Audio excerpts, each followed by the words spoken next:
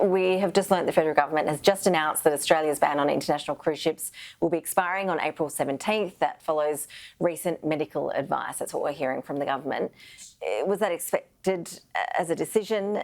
Look, it was expected, and one of the things that probably a lot of the viewers don't realise that the cruising industry has taken a really good hard look at itself over COVID, and they've introduced 75 changes to health and safety on board the cruise ships, of which 50 are permanent and 25 will be rolled back over time as the pandemic eases. So passengers can be really assured that when they get on board now, they're going to be safe. You know, you've got to have a rat test before you get on board, a PCR test.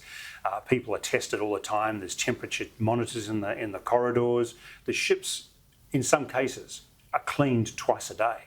Not when they get back to port, but twice a day. So there's all sorts of things that the industry's introduced to ensure that COVID does not impact a return to cruising.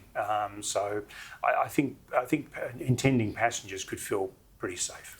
But do you think the demand will be there, or it will be a slow clawback? We all have images of the Diamond Princess and the other cruise ships being stuck. One of the things is, when you've got a really good deal, people go for it. And at the moment, cruise lines are offering 20, 30% off, virtually no penalties if you cancel at the last minute, and they're throwing in Wi-Fi packages, beverage packages, shore excursion packages. It's the best time ever to book a cruise, and what's more, cruise companies are selling for 2023 and 2024. So you can pay with a minimum deposit, secure your spot with the deal, and you can cruise sometime next year if you have any concerns. So great time to go cruising. It's the best value for money.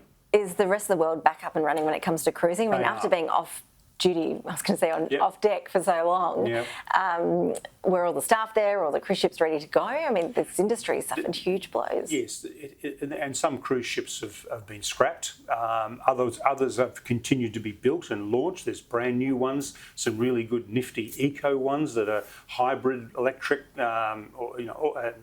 all sorts of new power sources for them. There's lots of exciting things happening in the cruise industry. And of course, this 2-year period, most cruise ships have now got HEPA filters in them. They've fixed up the air conditioning systems. They've done a lot of things to make it much, much safer. Good to hear, and good for all those businesses who rely on those cruise passengers coming into port. Geoff Thomas, appreciate your analysis. Thank you.